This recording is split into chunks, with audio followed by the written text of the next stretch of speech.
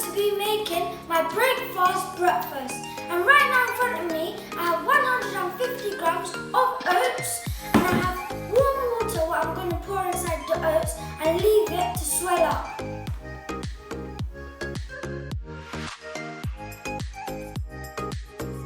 Now you have finished swelling your oats, you should sieve it so all the excess juice has gone.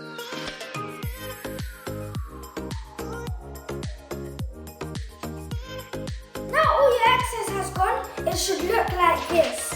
And now I'm going to add 2 bananas, half a teaspoon of nutmeg and 650 ml of water into my blender.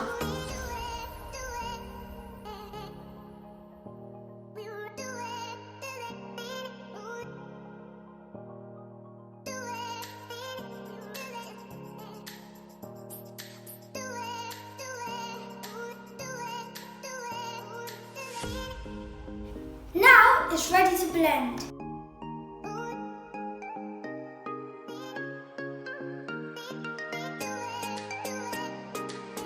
Now it's finished blending, I can have my breakfast.